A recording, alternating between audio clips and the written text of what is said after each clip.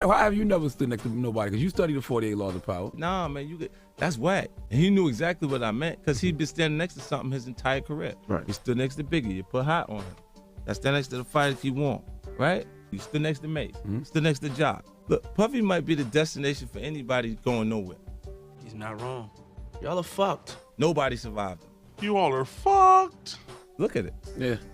Please, people, help me help you. Who's first? I told you can't trust these niggas. Now Puffy done killed Tupac, man. Damn, we got all this nigga, and y'all want Diddy to come to my room. He ain't even brought no Ciroc. I don't want that old ass nigga around me. He an old ass bitch. Many insiders, including 50 Cent and Biggie's mom, have recently spoken up about the shady side of Diddy. One of them is Uncle Ron, and according to him, he's working with the FBI to bring down the record exec. Wild, isn't it? Jay-Z and Puffy wanted Biggie killed. Bottom line, you don't have to believe me, believe the facts. Here's a man. Uncle Ron, a bodyguard who is famously known as such, has made some explosive claims regarding the potential murder of Biggie by Puffy and Jay-Z. He has come forward with evidence and documentation to support his accusations. Uncle Ron stated that he did not reveal his information earlier because of his family and children's safety, but now that they are all grown up, he felt safe to disclose what was going on behind the scenes with their favorite celebrities. Ron is not alone in his pursuit of justice. 50 Cent is also standing with him, and he firmly believes that Diddy should be held accountable for the several lives he has taken. He is willing to provide the FBI with information that could lead to Diddy's arrest. This has undoubtedly infuriated Diddy, but 50 Cent is unfazed by his anger. So, what are some of the killings that 50 Cent has attributed to Diddy? Let's delve into the details. The world is familiar with the tragic story of Biggie's unsolved death, which occurred just weeks before the release of his album, Life After Death, in Los Angeles. There have been numerous rumors that Puffy profited the most from Biggie's death, and 50 Cent has repeatedly highlighted this fact. According to his belief, Biggie had made up his mind to part ways with Bad Boy Records after the launch of his album. This decision did not sit well with Diddy, who could not risk losing his most significant talent to anyone else, and Uncle Ron shared this sentiment. Ron is not the only former bodyguard who has claimed that Biggie had plans to leave Bad Boy Records. Gene Deal, another ex-bodyguard, has also stated that Biggie had other intentions before his untimely demise. Said that Biggie had showed you a contract that he was going to sign with another label after this next album? Yeah, Big had a contract. In a previous statement, Deal claimed that Biggie was planning to leave Bad Boy Records to seek a better offer elsewhere. During an appearance on DJ Vlad's vlog, Deal shared that Biggie had expressed his desire to quit Bad Boy Records in exchange for a more lucrative deal worth over $60 million. While on a flight and tasked with watching over Diddy's briefcase, Deal stumbled upon Biggie's Bad Boy contract, which detailed his revenue in increments of $250,000 but left publishing income under Puff's ownership.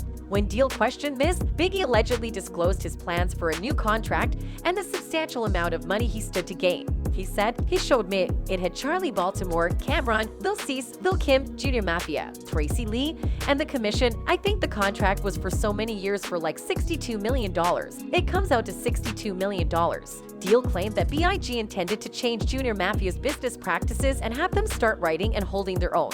In addition to the two bodyguards, 50 Cent has made it clear on multiple occasions that he considers Diddy to be a criminal and is willing to stand by them in their pursuit of justice. A recent video featuring 50 Cent exposing Puffy for allegedly sacrificing Biggie and other celebrities has gained significant traction on social media. Many fans have pointed out that 50 Cent is not the first person to accuse Puff of sacrificing his Bad Boy record colleagues. When 50 Cent stated that everyone who stood by Diddy and was associated with him ended up failing or broken, the internet vehemently criticized him, claiming that he was still trying to bring Diddy down. However, as more evidence against Diddy came to light, even his most ardent supporters began to question him. The first story to emerge was about a successful 19-year-old rapper who left the music industry to become a pastor. Between 1996 and 1999, Mace, or Mason Betha, a newcomer to Bad Boy Records, dominated the charts with his debut album Harlem World, which went on to achieve quadruple platinum status. Despite his immense popularity, Mace surprised the hip-hop community by announcing his retirement to pursue a career as a pastor. Mace announced his retirement from the music industry, citing a calling from God as his reason. He claimed that he had been leading friends, children, and others towards damnation and believed that rap music was not genuine. Mace left to follow his heart and find and obey God. Recently, the artist behind Wanksta has accused Diddy of being responsible for not only Biggie's death, but also planning and executing Tupac's murder. If 50 Cent can back up his claims with evidence, he may be of significant assistance to the FBI. In addition to the two bodyguards, Jaguar Wright is another well-known figure who has been working tirelessly to have Diddy held accountable for his heinous actions. Together, these individuals are working towards ensuring that justice is served. Puffy has been making money off of Biggie's name for longer than Biggie was alive. People keep forgetting he hadn't turned 25 yet. He was still 24 when he died. It's been over 25 years.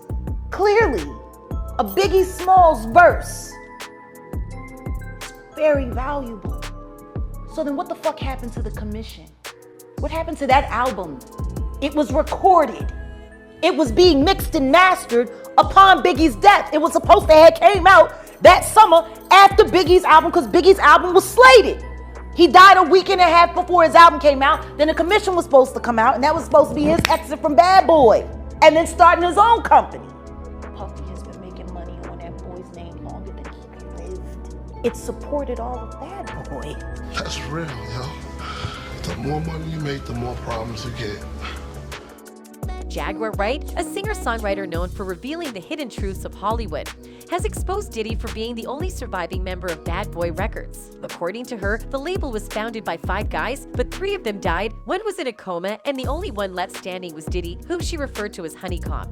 Jaguar has accused Diddy of being responsible for the deaths of the 3 members and challenged him to take legal action if he thinks she's lying. Jaguar has also claimed that the other 4 co-founders of Bad Boy Records had faced terrible situations when attempting to write tell-all books. Even Al B. Sure, who survived the coma, was working on his book before the tragedy occurred. It seems as though there is someone who does not want anything revealed. If the cause of death was related to the books they were authoring, and they were all dying, then they must know something that someone wants to keep hidden.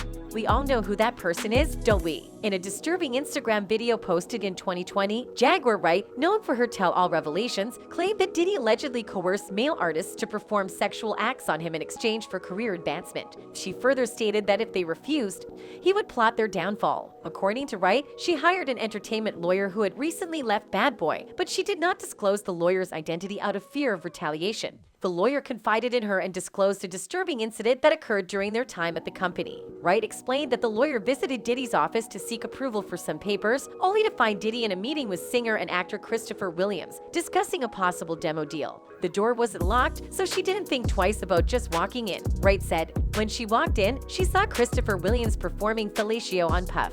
The lawyer's encounter with Diddy and Christopher Williams was indeed peculiar, but it didn't faze her as much as it unsettled her. She maintained her composure until the next day, when Diddy allegedly confronted her and inquired if she planned to tell anyone about the incident. When she politely asked him why he didn't lock the door during the meeting, Diddy reportedly responded with, "I'll do whatever the F I want in my building."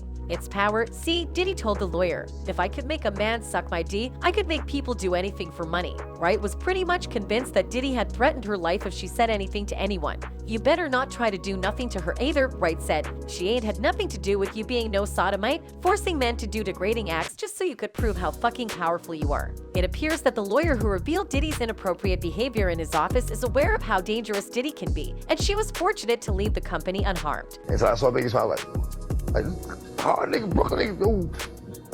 He shot you. Like, yeah, nigga, get it. And nigga was like smiling about like oh shit, yo. It made you realize like, oh, he's enjoying his life, man.